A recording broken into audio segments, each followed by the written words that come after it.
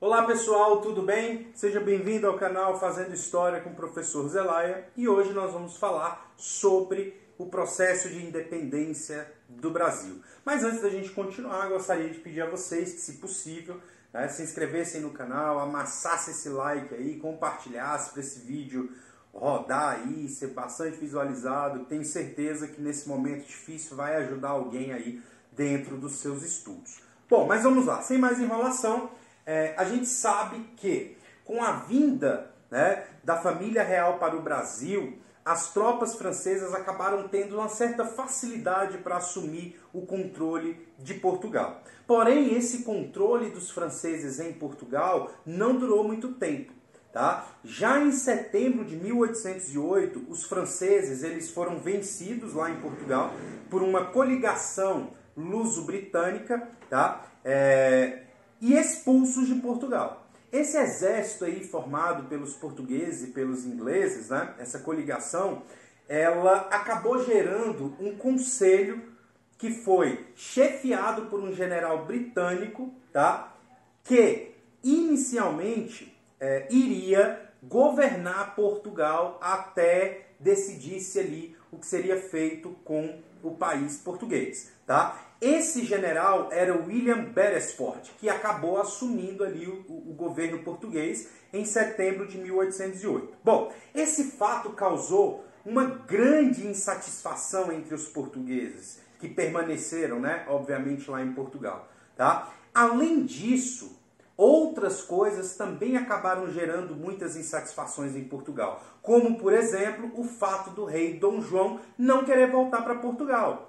Tá? Ele não queria voltar e, além disso, ele abriu os portos brasileiros para as nações amigas, o que causou uma grave crise econômica em Portugal. Grandes prejuízos foram feitos ali à economia portuguesa com essa abertura dos portos. E aí, nesse contexto todo complicado entre Dom João, os portugueses, o trono português assumido ali por um inglês, dentro desse contexto todo vai explodir a Revolução Liberal de 1820, ou Revolução do Porto, tá? Qualquer desses dois nomes aí estão corretos. Bom, os rebeldes dessa revolução exigiam, em primeiro lugar, a volta do rei a Lisboa e, em segundo, que ele assinasse uma constituição liberal para o país. Tá? Ou seja, Dom João já havia ali uma certa ameaça nesse retorno e, mais uma vez, ele não quis retornar. Isso foi se estendendo durante muitos anos, durante um tempo, tá? Mas os revolucionários acabaram ali conseguindo ficar no controle dessa situação. Bom, diante disso, os revolucionários criaram e estabeleceram o parlamento português, também chamado de Cortes, tá? E esse parlamento é que passou a governar no lugar do general William Beresford, passou a comandar ali o governo português, tá? E ali eles foram, dentro dos seus ideais, dentro da sua política de reestruturação econômica, a primeira ideia que eles tiveram foi restabelecer o Brasil como uma colônia. Ou seja, a partir desse momento o Brasil deixava de ser aquele território pertencente a Portugal, uma extensão de Portugal, do Reino Unido de Portugal e Algarves, e voltava a ser uma colônia. Fato que, obviamente, desagradou Dom João, que permanecia no Brasil. Por conta dessas pressões, dessas determinações, Dom João acaba decidindo retornar para Portugal. Tá? Mas o que ele faz? Ele deixa no lugar dele o seu filho, Dom Pedro, no trono brasileiro. Tá? A ideia de Dom João era fazer um duplo governo. Ele governaria Portugal e o filho dele governaria o Brasil de acordo com as suas determinações.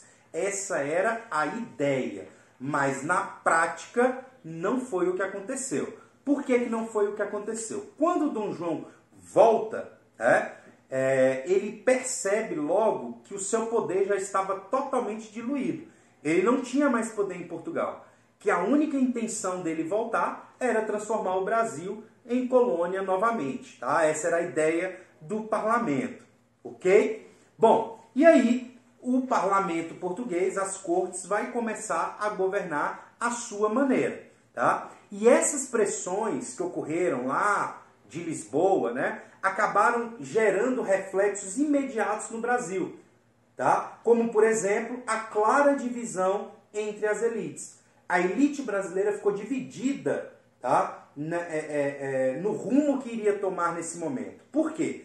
As províncias do Norte e Nordeste, que eram muito ligadas ao governo português, ao reino português, estava completamente decidida a apoiar a centralização do poder na mão de Portugal novamente e o retorno do Brasil à condição de colônia. Por outro lado, nós tínhamos as colônias do Sudeste e do Centro-Sul, que estavam totalmente apoiando a ideia revolucionária ou de independência de Dom Pedro e a sua própria ascensão ao poder. Tá? Então a gente teve um racha no Brasil muito importante, muito sério, como a gente vai ver. Mas lá em 1821, o parlamento, tentando resolver o mais rápido possível a situação, o parlamento português, ele vai escrever uma carta exigindo o retorno imediato de Dom Pedro para Portugal. Tá? Porque, segundo o parlamento, ele era um príncipe português e deveria assumir o seu lugar na coroa portuguesa. Tá? Óbvio que era uma estratégia para tirar Dom Pedro no Brasil e conseguir restabelecer o país como colônia. Tá? Porém, o príncipe, né, Dom Pedro, acaba no dia 9 de janeiro de 1822 anunciando que ficaria no Brasil. É o famoso dia do fico, né? Se for para a felicidade geral de todos da nação, diga que eu fico. Que foi a famosa frase aí de Dom Pedro. Alguns meses depois, o parlamento português vai determinar o quê? A diminuição dos poderes de Dom Pedro no Brasil. Tá? Eles vão escrever um documento tirando todo o poder de Dom Pedro em relação ao Brasil. Em resposta, o que Dom Pedro vai fazer? Simples. No dia 7 de setembro de 1822, apoiado por essas elites do Sudeste e do Centro-Sul, ele vai proclamar a independência do Brasil lá em São Paulo. E em outubro já ele vai ser aclamado imperador do Brasil. Tá? Ou seja, o Brasil agora corta os seus laços políticos, econômicos e sociais com Portugal. O Brasil é um país independente de Portugal e será um império governado por Dom Pedro. Essa foi a ideia de Dom Pedro para se livrar do parlamento português. Tá? Politicamente, muita mudança. Muita mudança. Politicamente, o Brasil agora iria caminhar com as suas próprias pernas. Socialmente, nada mudou. O Brasil continuou sendo uma monarquia escravista. Tá? Justamente porque não foi um movimento popular. Pelo contrário, foi um movimento formulado pelo príncipe regente, pelo imperador do Brasil, e apoiado inteiramente pelas elites brasileiras, pelas elites coloniais. Né? E aí é óbvio que não haveria mudanças significativas nesse processo, porque as elites precisavam dos escravos, precisavam da mão de obra barata e não iria abrir mão. E o príncipe regente, agora imperador, precisava do apoio das elites e não ia desagradar as elites. Então, socialmente, nada mudou. Tudo bem? Mas os desdobramentos disso a gente vai ver na nossa próxima aula. Ok?